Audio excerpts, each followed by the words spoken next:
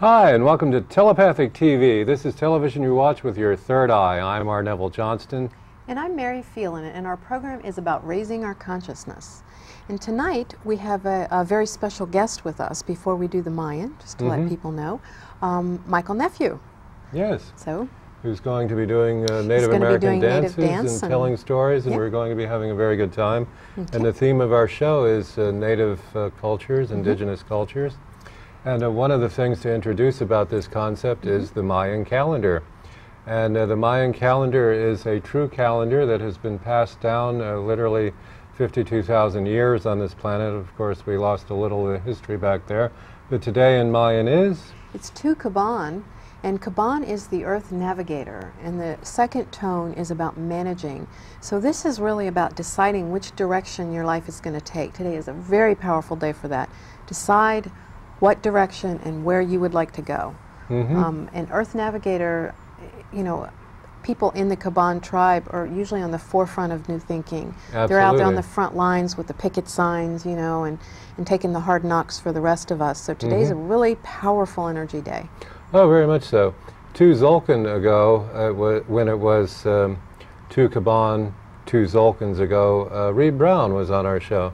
Absolutely. Oh, really? And it's very synchronous that this is the weekend of the Rainbow Weekend, and that you and I are teaching over. Yes, as a matter of fact, tomorrow, I guess we'll talk about that now, because Rainbow Weekend is put on by Arlington Independent Media, that's what we're doing, Arlington Metaphysical Chapel, and it takes place in the Nova campus in Annandale. And we're going to be teaching Mayan there tomorrow, and we know many of the teachers and there. I Ching. I Ching as well. Our friend Kevin's going to be teaching runes, and there's a lot. Native American tarot is going on. So if you have the opportunity, go by the Nova campus. Or the chapel, I'm sure. Or the chapel, there's a lot going on there. And as long as we're in this particular mode, we're going to be interviewing Michael here shortly, and talking about a Native American powwow that's coming up. Yes. Would you like to talk a little bit about that? Yeah, what's going on? Sure, I would. The American Indian Intertribal Cultural Organization is holding their 22nd annual powwow next week, and that'll be the 22nd and 23rd. I happen to be the MC at the powwow. All right. I'm not currently a member of, we also pronounce it as ACO. It's a little easier than saying out the whole long name. ACO. I had been involved with ACO about 21 years ago. I started being involved with them, and for a while was a vice president and a president, and so I've been actively involved with ACO. And I still know a lot of the people there and go to a lot of their functions. I've been going to their powwow for a while. A powwow is basically, nowadays, it's different from what it originally came from. It's a word from the Northeast area, and it meant a gathering, and usually dealt with shaman and medicine men. But now it's come to be more of a gathering of what usually happens is we have different types of Native American dance going on. They'll have craft vendors and food vendors. And there are a couple of different types of powwows. There are what are called contest powwows, where there's prize money for the dancers. And there's more what are called traditional powwows, where there's no prize money for the dancers. They may be providing them with meals, or they may be providing them with some day money so that they have gas to get back and forth. And so you have different people. Some people will mainly go to contest powwows, and some will mainly go to the others, and some will go back and forth to either one. I've gone to a number of different contest powwows, but it's not because they were contest powwows, it's because they were good powwows, and I enjoyed going to them and dancing at them. Yeah, exciting. Well, speaking of, you're going to grace us tonight with a couple of different dances tonight. Would you like to talk about the first dance you're going to do? Sure. The first dance, the song is one of the Southern Straight dances. Southern Straight dancing is actually from the Southern Plains area. And although I'm not from the Southern Plains, I'm Seneca and Cayuga from New York and Cherokee from North Carolina. My outfit is very similar to the straight dancers in that I don't wear a bustle, and a bustle being the big feather backing that you'll see on some of the dancers. And since I don't wear one of those, my style, my dress is very similar to the Southern traditional. So I've danced a Southern traditional style. When I started doing powwows, I gravitated toward that style of dance because my dress was more similar to those, and everybody I automatically assumed, since I didn't have a bustle, that I was a Southern straight dancer. So I chose that style of dance to dance, and this first song is a Southern straight song. Oh, wonderful. Excellent. Then maybe afterwards we can talk a little bit about the different things that you're wearing in your dress today. Yeah. Sure. If you okay. After the dance, please do call in. You may ask questions of any sort. Certain people are quite interested yes, in because I'd love to know many of the things that could be known here. So take advantage of the opportunity to call in. You might want to call in now. You'll be on hold till after the dance. Yes, wait. But we would be very happy to deal with your call. Okay. Yeah. Okay. So I'm ready anytime. Okay. So we'll get the music going.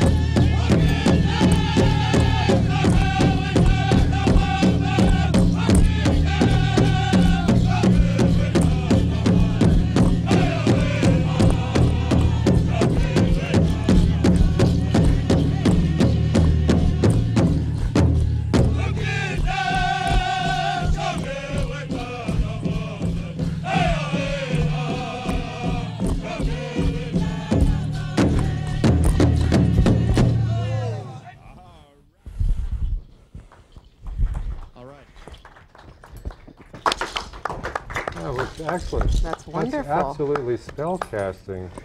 Yes. That really is an amazing, amazing thing. Thank you. So I'm so full that is beautiful. Questions about your outfit, etc. What kind of feathers, may I ask, are those? These happen to be red-tailed hawks. Yeah, yeah, there we go. I thought it was the largest cardinal feather I'd ever seen. Yeah, you know, it's just incredible, just the rhythm and the beat. It just, my feet just move. I can't keep them still. Your whole body just goes into that rhythm. Yeah. Heart synchronizes with the drum every time. Yeah. Well, you may have noticed that in the dance that I actually stopped at the last beat. Yeah. When they're doing the contest powwows, you have to be able to stop on the last beat. Oh. Now that dance had a normal ending, but there are some that are called quick stop songs, where it stops a little short of that. Oh. And the dancer has to actually know those songs to be able to stop on that. Wow. I was at one powwow and they were running it was a traditional powwow, but they were running a little fun contest, putting some money on a blanket, and all the male traditional dancers were dancing. And it was going to be just a winner take all. Switch on our culture. So it was all and so they had like 4 judges. And there were about 4 or 5 of us out there dancing. And it happened to be a song that I knew quite well, because I'd heard it a number of times. The drum had played it many times before, but it was one of the quick stop songs. And I really got into the song, and I'm just like going through the song, just dancing. And because a lot of times when I do my dancing, I'm like, there's like Okay. I sometimes know that there's other people around, but I'm really like into I into noticed the your song. face earlier when we were just setting up and you were doing a little warm-up earlier. I just looked at your face because I was going to say something, and I noticed you were completely somewhere else while you're dancing. I mean, not somewhere else, you were everywhere. Yeah. You know, you were open and channeling it. It is a trance. But anyways, I lost track of where we were in the song. Because normally they go through the song 4 times. It's called 4 push-ups. A push-up being basically a verse. And it was one of the quick stop ones, and then I was like, it's been long enough that it's got to be coming up now. And I was right, because I was able to stop right on it. Wow. But none of the other dancers knew the song. And so I was the only one that stopped with it. So I won the contest. Oh, well, congrats. Excellent. Because I knew the song. There you go. And it's hard to do, because there are a lot of songs. Within the past month, we lost one of the great Oklahoma singers. He had made thousands of songs. Wow. And he knew them all in his head. Somebody said he could go for like 5 or 6 powwows and not sing the same song. Wow. Just from the songs that he knew. Wow. Exciting. That's quite something. Yeah. Well, again, Well, let so me these ask people to call in. The number's up at the moment if you have any questions. This is a very rare opportunity to speak directly. And please do call in. We're very excited to bring you these services. These 2 things that you're holding here. Is that something that's this is a dance stick, and most of the dancers will dance with 2 items. One will usually be a fan. Okay. But then certain types of dancers, whether they're like grass dancers, they may not have a fan in one hand. They may have a hoop of braided grass, or they may have a mirror board and a dance stick. But they usually have one thing in each hand. Okay. Even the fancy dancers will. Okay. This I actually happen to have also won in a contest. Oh, Whoa. that's beautiful. It is quite an item. Yeah. Beautiful. And the fur is the whole concept is very exciting. And this one, I don't know if one of the cameras can pick it up, but down each side is a black snake. Whoa. Now. And that has to do with your name, as I recall. Yes, it does. Yes. Because Governor Blacksnake, he was really just known as the Black Snake, but George Washington respected him so much that he called him governor out of respect. Happened to be one of the chiefs of the Senecas. And he was at one of the treaty signings, and his uncle signed before him, his uncle being chief corn planter. So when he got up to sign, he wrote down his nephew and became known as the Nephew. And that's where my last name of Nephew comes from. That is so And that's why I put the black snake on my fan, was out of respect for where my family name comes from. Wow. Isn't that an incredible story? Yeah. How he got his name? It's interesting in that the black snake. The black snake also happens to be the sign of the Comanche. And somebody goes, "Why are you dancing with the sign of the Comanche?" I said, "Well, I'm not." And I had to explain the story of where the name came from.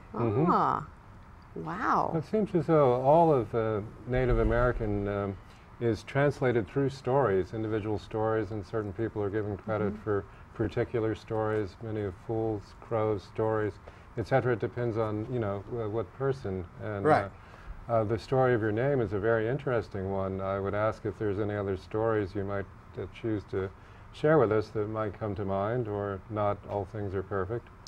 Yeah, well, while you're thinking about that, maybe I'm sure there's significance to some of the jewelry and the things you have. Yes, there is. Actually, a lot of what I have has been given to me or made specifically for me. One of my aunts made the dance apron for me. Oh, that's gorgeous. And the design on it there it's called the Sky Dome. Because we believe we came from the world up above. That's how, what our creations, the Iroquois creation story is that there were some people living up in the world, up in the sky world, and the one man was sick. And his wife figured if she goes and gets some roots from the great tree, that she can make a tea and make him well. But he knew that this wasn't right. So when she went to dig the hole, he figured he had to do something, and he pushed her through the hole. So as she was falling, she actually grabbed a little bit of the root in her hand. So she got some of the bark of the root and a little bit of the root in her hand, and as she fell, some birds flew up and caught her and brought her down and placed her on the back of a turtle. So for the Iroquois and for a lot of the native groups, we call North America Turtle Island. You may hear native people referring to what they call Turtle Island, and that's why it's called Turtle Island. Because what happened was after they laid her down on the turtle, well, then they were trying to figure out what to do with her, because the birds couldn't fly her back up. All they were doing was gliding her down. So a lot of the animals and even some of the, you know, like the fishing birds were diving down to the bottom, trying to dive to the bottom and get some, because at that point, the earth was just water. So they were trying to dive down and get some dirt. And none of them was able to do it, except the muskrat. He dove down and he got a little bit in his paw and brought it up. So they put the root into that dirt and packed it down, and she sang a song and she danced around the back of the turtle, and the island started to grow, and that's why it's called Turtle Island, because it's actually built on the back of a turtle. Wow, that's somehow beautiful. Somehow that induces a chemical reaction in the body. Well, the feeling of you know, goose you were flesh. mentioning that before the show started, which I did not know this, and you said I don't remember where you read it, but Michael was talking about there are 13 plates on the back of a turtle. Yeah. And 28 little things around it. And, you know, we teach the Mayan all the time. We talk about it on the show. Yeah, and the turtle is absolutely, if you can find something written in nature, it is a great confirmation that it is for real. Yes. All of the Mayan calendar is in your body. We've taught this, we'll be teaching it tomorrow at AMC, and we're actually going to be doing a 4-week class here in Arlington at AMC starting, I believe, Tuesday. Really soon. Also in Reston we teach the Mayan calendar, which is a very different way to think. It's a very different way to be, the Mayan calendar. But anything you can find in nature has to be true. The whole entire body is made out of pi ratio. You know, the distance of fingers to back of hand to length of the hand to this. It's all in pi ratio throughout. Well, that lets you see, you know, that the perfection in all things. You know, we think things, you know, can be out of sorts, and that. And it gets back to some of our original training, you know, through our religion, that there's something wrong with us, that we're born and there's something wrong, and that we have to prove some worth so that somebody loves us. And it really starts us out in a completely different place. You know, you were talking of creation stories. The cultures and the myths that we grow up with when we're young really has a lot to do with how we view ourselves and those around us, and how we treat others. You know, if we're brought up to feel that we're guilty, you know, our whole life is about guilt and things. Different cultures have very different worldviews, even subcultures within our culture. But once again, let me encourage people to call in. This is your opportunity to ask questions anything, that you would like, truly any question, and specifically anything you'd like to ask. We're here to answer. Now you've got a lot of things hanging down from that. Is that just an assortment of charms and... It came that way. One of my cousins actually gave this to me for Christmas. Wow. That's beautiful. That is. And she's actually given me a number of different things. One of the other dance sticks that I use she gave me. So like I said, a lot of this has been given to me. These armbands were given to me by one of my uncles. And some of a lot of these I bought, but this one here, which also happens to be a deer, is one that was given to me. Now this one, it may look like a heart, but what it really is it's two deer heads. Oh yes, I see that. Facing each other. Oh yeah. And virtually the reason I wear all these things with deer on them, one of my chokers has a deer on it, is because we have what are called clans. And my clan happens to be the deer clan. We respect the deer for what it taught us. It taught us how to run long distances. We had a very vast network of messengers that could get a message from what is now eastern New York to the Great Lakes in 2 days. Wow. And this was not with horses. That's amazing. This was on foot. Because the messengers would get a string of beads, and they would know how to, they would learn what the story of the bead was. They would run to the next messenger. And these messengers were trained to remember these things. And they would then repeat this message to the next messenger. And they would repeat that process until that messenger had the story right. As opposed to that game that we played when we were little, where by the time it that's quite profound, just to get anything even similar by the time you got around. It was always different. Well, shall we take a little pause from that and come back to that and take a call, and then we'll come back to that. Okay. How somebody that out of breath can tell that story Hello. so accurately. Hi, caller. What's your name, please? Hi, this is Rita. Hi, Rita. What can we do for you? Oh, I'm sitting here watching your show, and had a question for your guest. Ah. Of your dances that you do at your powwows, what are describe some of them, like for a marriage or for a birth, how those vary, the differences? What we wouldn't really be doing too much at a powwow as far as for like marriage, because a lot of our what you'll see at a powwow are what are called social dances. But they will do things for a birth, like when the baby, they may have a dance, a special what's called honoring dance, where they bring the baby out into the dance arena for the first time. You know, the first time the parents bring the baby to a powwow. We also do a special dance when the person first starts to dance. They have an honor dance, and usually have a giveaway out of respect for this person coming into the arena. And that's very much a part of the culture of starting to dance, is having this giveaway. And what age is that? That can vary. I mean, some of the kids start when they're very young. Powwow dancing is very different from the type of dancing that my people do. So I didn't really start doing powwow dancing until I was out of college. So again, I did have a little dance when I came out. But I also had a dance just earlier this year because I had to give up dancing for a year because I lost one of my nephews last year, and out of respect of that, I gave up dancing for a year. And so when I came back into dancing, I had a special honoring dance, and I came out and I danced. But with my honoring dance, I didn't dance the way I danced here, because when I was dancing here, I was going in a clockwise circle. When I did my honoring dance, I went in a counterclockwise circle, because the dances of the Senecas and the Cugas, I'm dressed as a Seneca dancer, they go in a counterclockwise motion. So when I do my honor dance, I always go in a counterclockwise motion. Now some of the tribes, like I know the Kiowas, also do that, go in a counterclockwise motion when they dance. Their honor dances. They'll do their other dances the other way.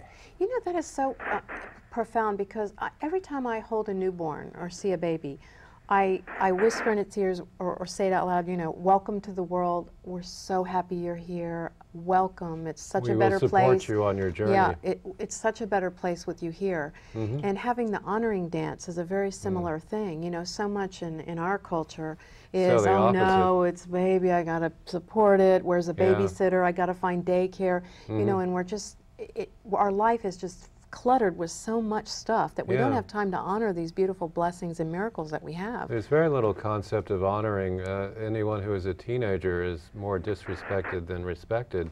In fact, the teenage, which is a more or less exclusively American term, is sort of inherently disrespectful. Yes. Oh, you're just a teenager. What nonsense. Well, that's a completely different culture.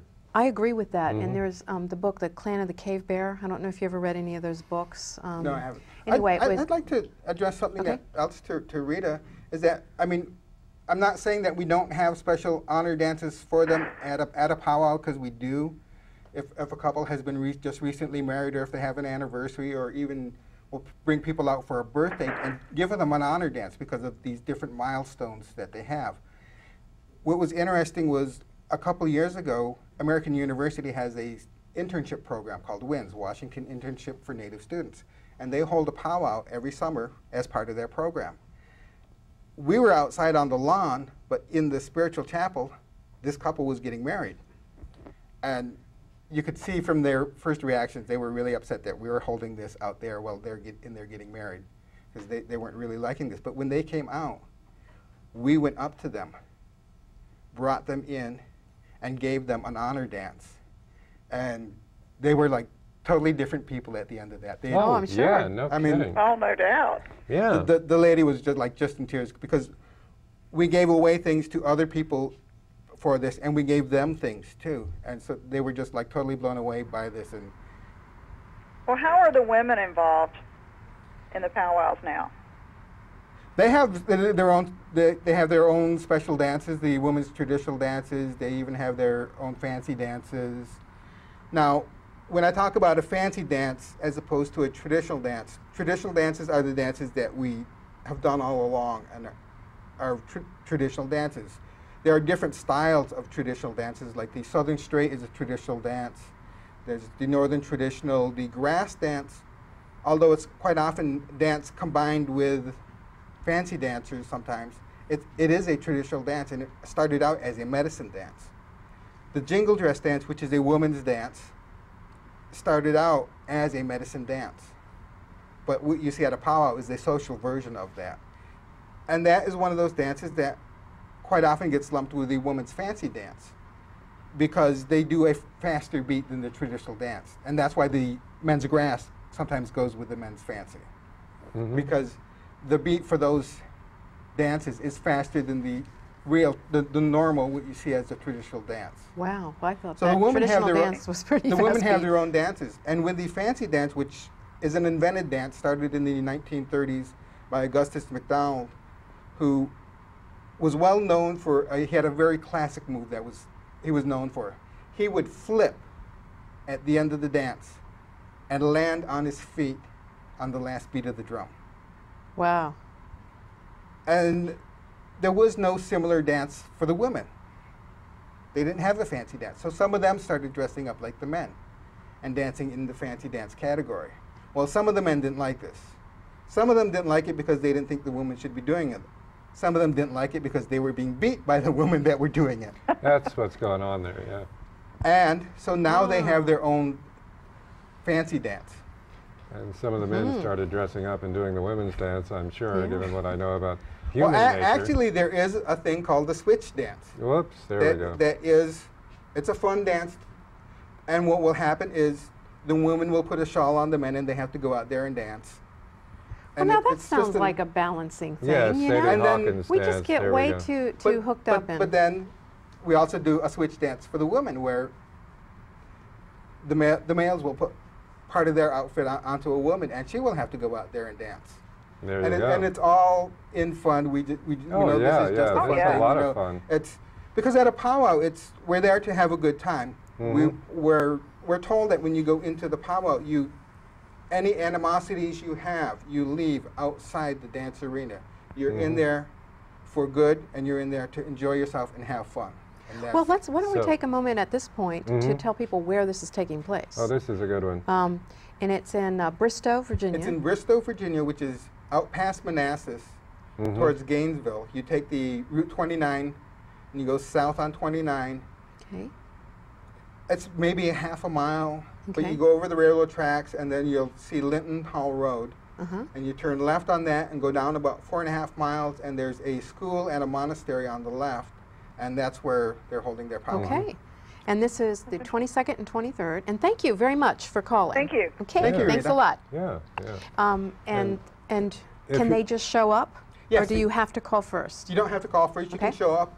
They actually, it's planned to be outside, but if it rains, they have the gymnasium available to them. So it's going to, some powwows, because they don't have an inside space to go to, will get canceled when it rains. But this one, because they have a backup location there to go into, it's going to go on rain or shine. So it doesn't matter if it's raining for this one. You can go out there and there'll still be a powwow going on. Excellent. Yeah. I think we're going to make it down there Sunday. It's 3 days, right? It's 2 days. It's Saturday and Sunday. Saturday and Sunday. Oh, very good. Yeah, we'll probably go down Sunday the 23rd. And Yeah, say, the way our hey schedule folks, fits. So audience members and and viewers, come on down and say hi to us too. And call in live now if you would like, and we would be very happy. Any question may be asked of any of Michael. And probably in a little while you'll be doing your second dance. Another dance. Yeah. Would you like to explain that one first, or? Okay. I could do that. The other dance that I'm going to be doing is called the smoke dance. It's a traditional Iroquois dance, and you'll see that I'm going to be going in the other direction. I'll be going in a counterclockwise circle. Okay. Because that's the way that we do the smoke dance.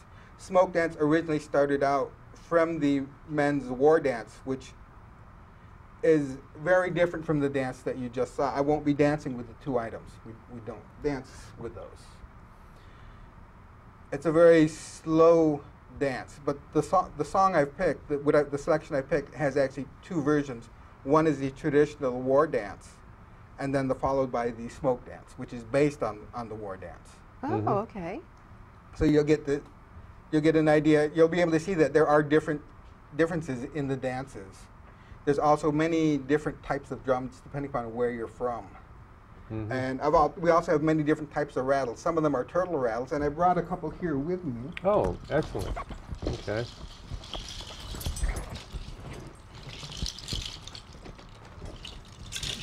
This one is a horn rattle. Ah. Wow. It's made out of horn. And this one is made out of... You get a close-up on that. If you have a camera, I think. Yeah, just hold it for a minute while somebody gets a shot of that. And this one is made out of deer toes. And that sound is actually the sound that you heard while I was dancing, because the rattles on my legs are also out of the deer toes. There we go.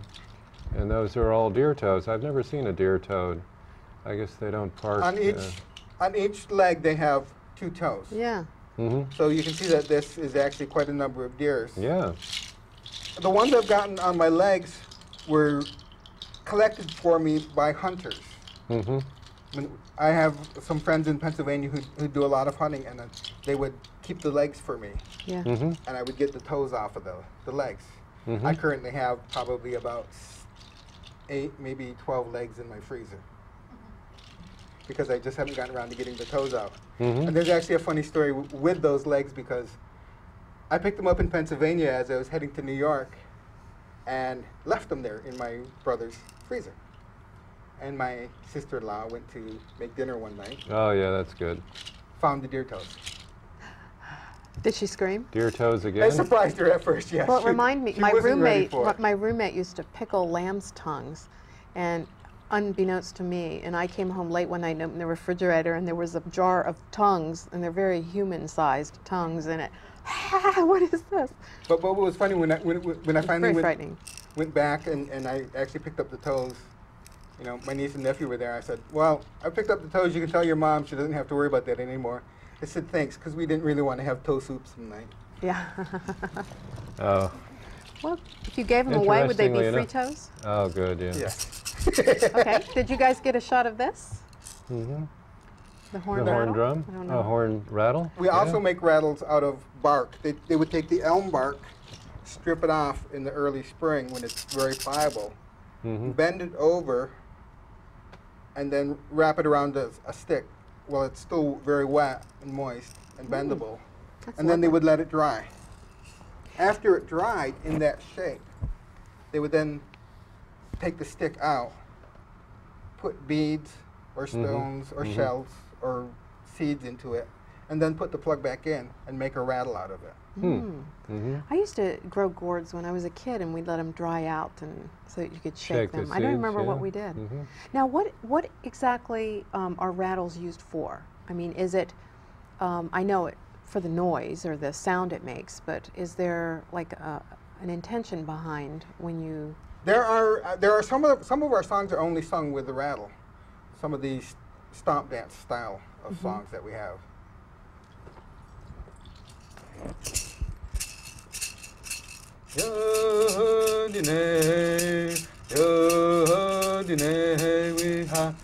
Now you'll notice that the first time I sang it, there wasn't that second part, because that second part would be sung by the other dancers.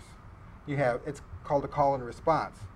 So the leader would be going, Yo-ho-dine, and then the rest of the dancers would be singing we-ha. And it's Yo-ho-dine, we-ha, Yo-ho-dine, we-ha, Yo-ho-dine, we-ha. And that's how the dance would go, and they would be out there while they're dancing. That's very pretty. And this dance, the singers are part of the dance. They're actually leading the dancers around. But other dances, you'll see that they're off to the side and they're not dancing because they may be actually using a drum, and it's harder to dance with a drum. And we also have a dance that's called the stick dance, where they're sitting on a bench and they're using a stick on the side of the bench. And so, of course, those ones. Now, is all this predefined before the powwow, or is it just kind of ad lib, kind of impromptu? Let's do this song, and then let's do this. There are certain things that you do, especially at the very beginning. You have what's called the grand entry, which is where they bring in all the dancers by their dance category. What usually leads the dance in is the veterans with the flags. And then the head dancers, because you have what are called head dancers. You choose a head man and a head lady, and some dances they'll have children head dancers too. But they're a very important part, because none of the other dancers will dance until those two dancers are out there. None of the men will go out until the head man dancer is out. None of the women will go out and dance until the head lady dancer is out there. So these people have to know the dances, and they have to be there and start all the dances. The only dances they don't start are, like, if it's a woman dance, of course the head man won't go out, or if it's a children's dance, they won't go out. But other than that, they're, and then also when they go into what are called the different dance categories, like traditional, if he's a traditional dancer, they all go out at the same time for the exhibition dances, all the traditional dancers. And he won't go out for the other dance styles. But it's a very important position, and you pick somebody who knows the dances, because there's many different styles of dance. And they have to be there all the time.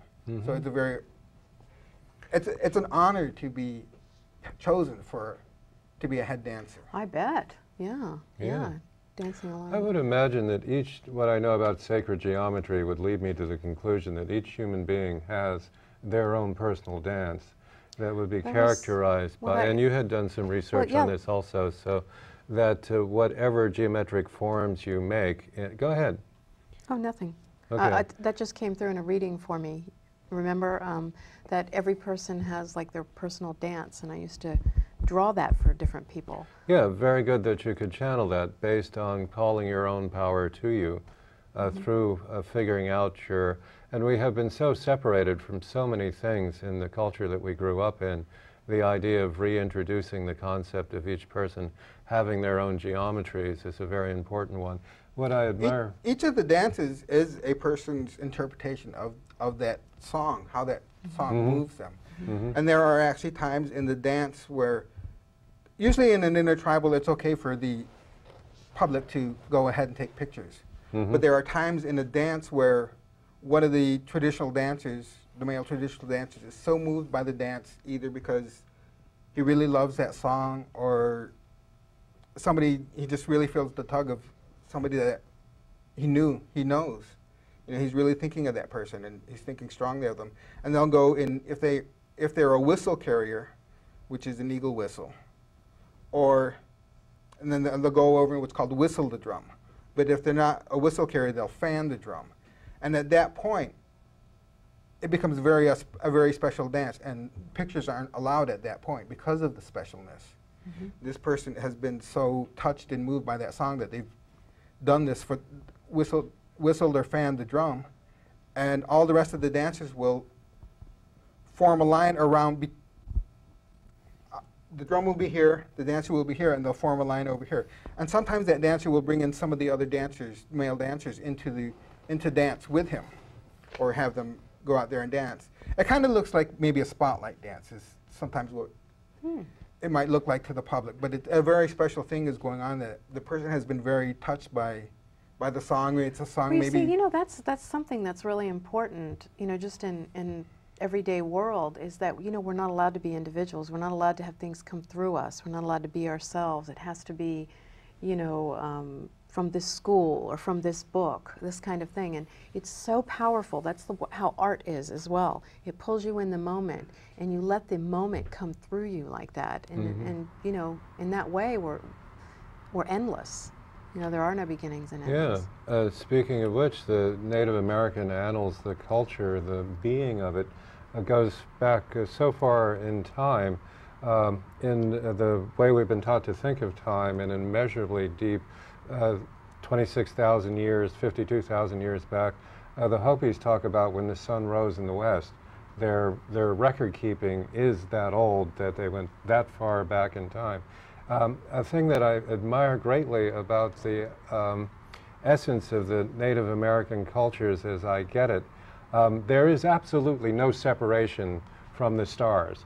We, the rest of the cultures that appeared on this planet, are automatically snipped off from that, and it's replaced with Bible, with Christ, with all of this stuff.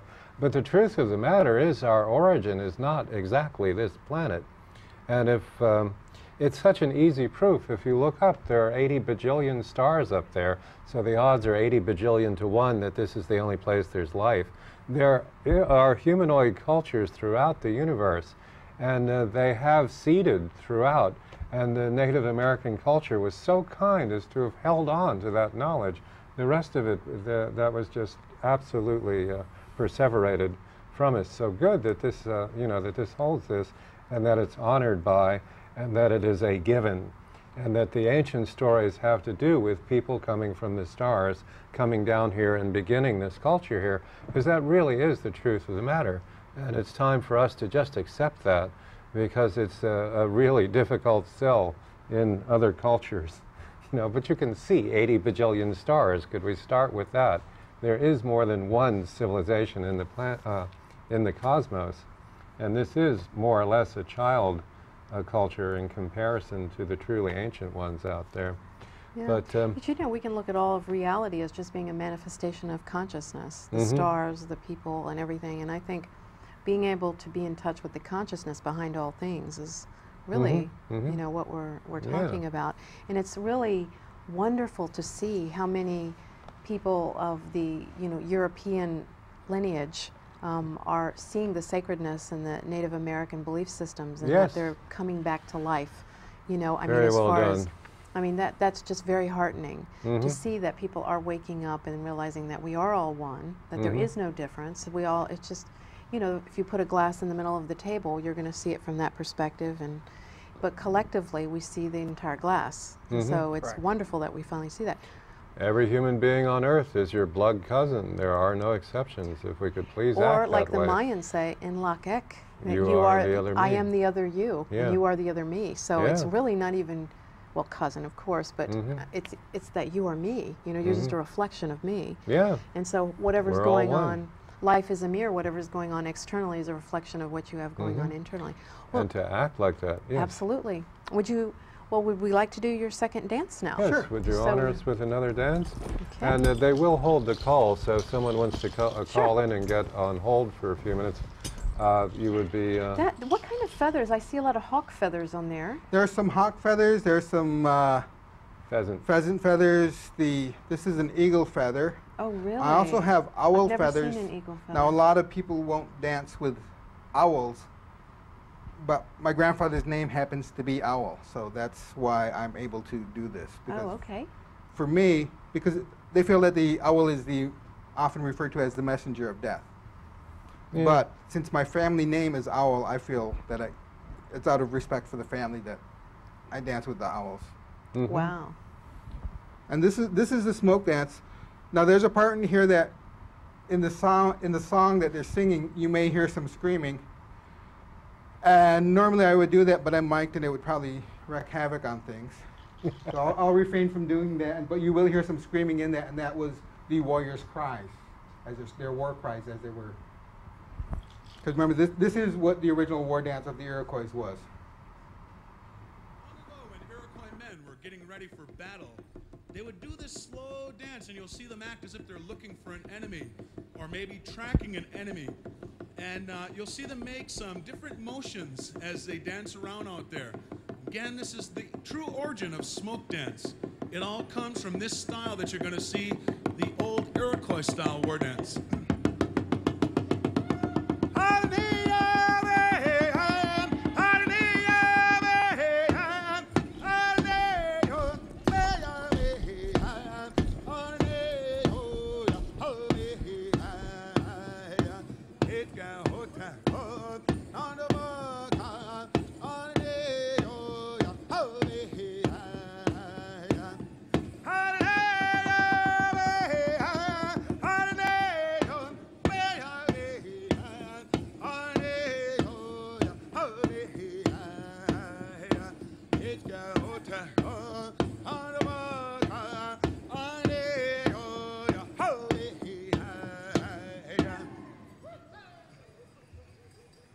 on, give them a hand. Wake up. Oh. Yeah. All right. Get ready. Here we go. You could keep that going. That'll lead you right into the next song.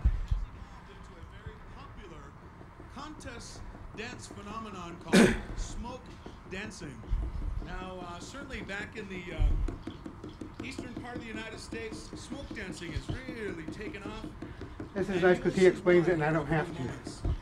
As with any native dance contest, they have to stay on beat with the drum no matter how fast it goes. There's a skip or a jump in the beat. They've got to show that in their dancing. And like all contest songs, they've got to stop right on a dime on the last beat of the song. So what we're going to do is we're going to let these guys show off a little bit. Here we go. Smoke Dance 2001 live right here at the Gathering.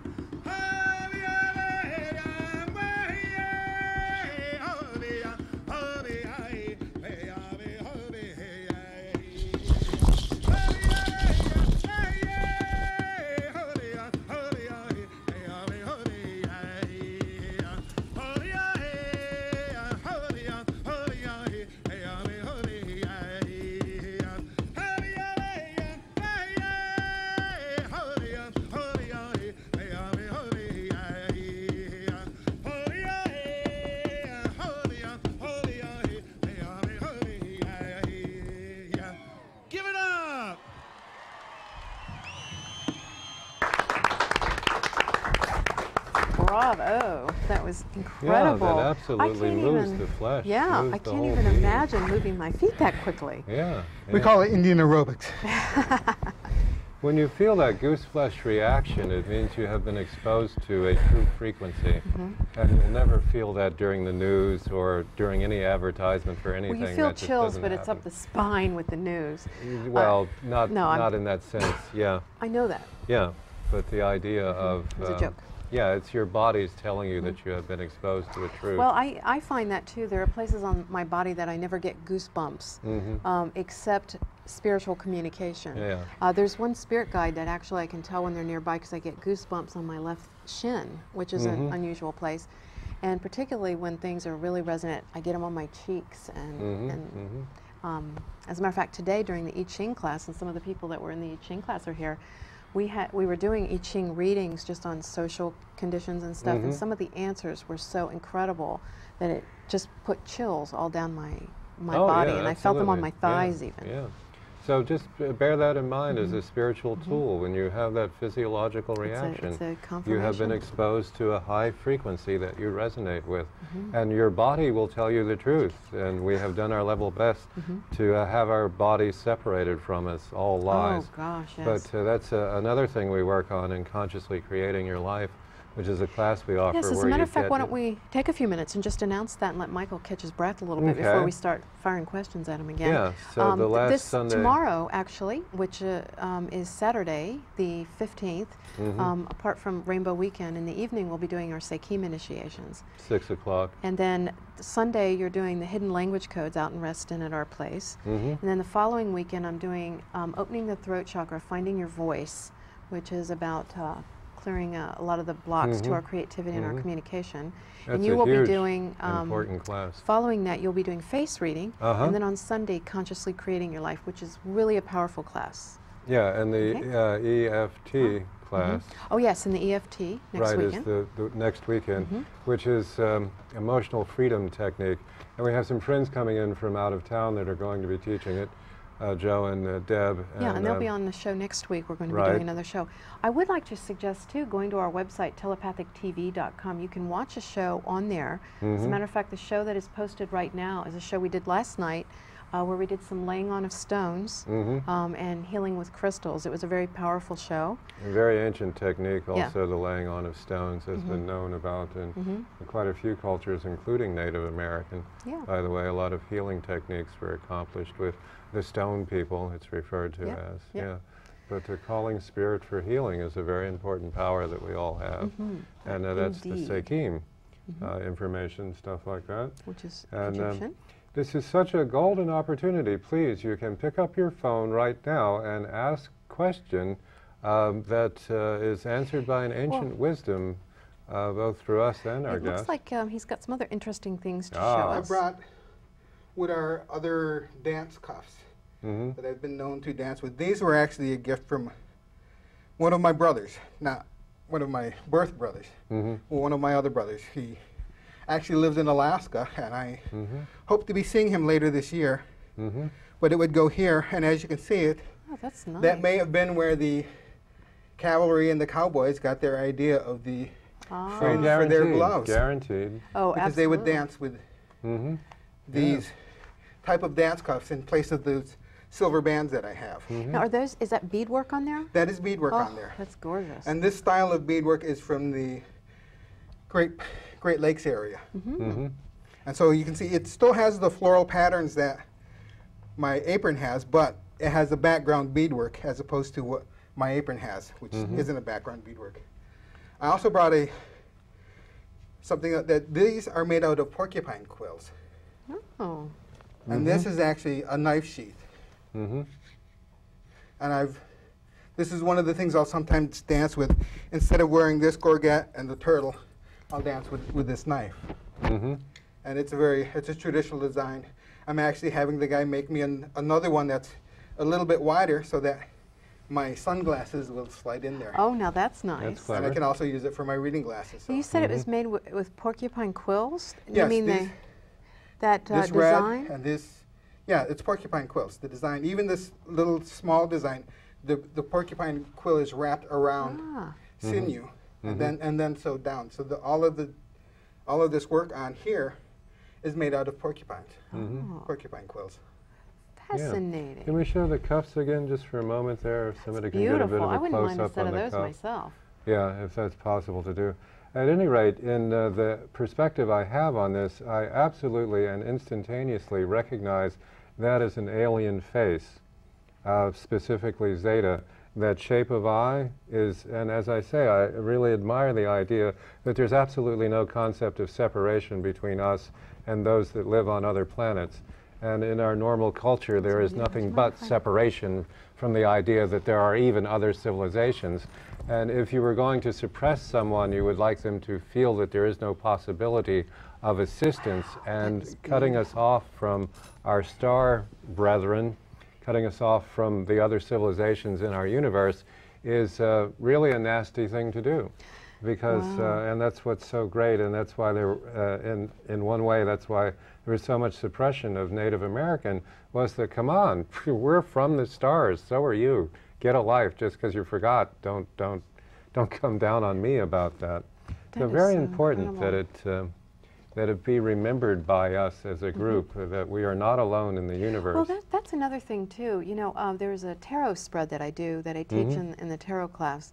And my approach to tarot is very non-traditional. But there's a spread in it that we do that talks about, you know, we are not just a product of this moment. We are a product of the times we were born in. We'd be completely different people if we were born in 1923, even our same spirit. We're a product of the tribe we're born into, which the people around us, the DNA that we're born with, and, you know, just all kinds of different things. And so our history really does define us too, and I know we're down to our last 3 minutes, so I won't get too deep into this, but everything that came before us, we are the product of billions of years of evolution, as well as what came before that, because our life came from something, whether that's outer space or from, you know, heaven, or from the idea of the dome, what did you call it? Sky world. Sky world. Sky world, absolutely. Being in the sky world, you know, there was something that came before, and we are a product of that. And so learning about that and understanding it helps us to understand ourselves. Yeah, remembering it, absolutely. Very important. Yeah, remembering is a better word. Yeah, the concept of we came here to remember. We never learn anything, and besides, you can't learn it until you've remembered it, so why even bother with the word learn? I know the learn? number's been up here a few times tonight, but I'm just going to mention the number for the powwow, which is 301-869-9381, if they want to call and get more specific directions. Right. But they can just show up. We can just show up and enjoy. And if anyone's disconnected, you can call us, and we'll connect you to this as long as the connection still exists. Otherwise, we talk about thousands of opportunities. And definitely get into the habit of watching our show on your personal computer. And it is a different show than the one you see here in Arlington. So you can, Arlington folks are get double shows because they can watch our Arlington show and our Fairfax show. Yeah, and very you're much. welcome to come to the studio anytime. This show tapes usually the second and fourth Friday, but sometimes we do other shows and have specials. And Thursday night, we're every night in Merrifield that you can come. And you're welcome to be a guest in the audience. It's absolutely free. Do come. It's a lot of fun to do. It's a lot of fun. Life is about having fun. Please remember that. We so easily forget that one. No, life is suffering. No, get out of here. It's not suffering. Are you kidding? Life is having fun. The more joy you're having, the more alive you are. Do the math. It's that simple. The meaning of life is experiencing joy. Absolutely. Okay. Is there anything you'd like to say? I would like to say that, you know, quite often people, when they go to a powwow, they'll look at the craft work and they'll wonder why it's so expensive. Oh, no. But except for this very bottom row of beads, all of these beads had to be put on individually. Oh, yeah. And so, you know, oh no, I've done some beadwork. That's I a lot understand. of work. Oh, it's hard. So, I mean, That's that's hard. 40 hours right there. Yeah. Yeah. I'm sure that's 40 hours. This one And beads are expensive was too. probably 2-3 hours a night for the month of February. Oh, yeah. Yeah. And that's how long it took me to do this one. So Yeah. that gives you an idea. Of course, it was also my first one, so I was learning the process. That's beautiful. But it takes a long time, and you know, people don't realize that it's a very time. You know, we're actually Speaking at the end of of the time. show. So thank you so much. yeah, it was thanks for fun. coming. We've been And wanting to do this for a long Yes, time. it's Yeah. very fun We to finally got to get do Yes, this. excellent. Yeah, excellent. Well, thank you so much, and thanks for teaching everything. It was our joy and honor to take everyone to the door, and please And go. it is your choice to go through the door. And go ahead. You are sooner or later going to go through that door. So step through the door now. Do this. Absolutely do this.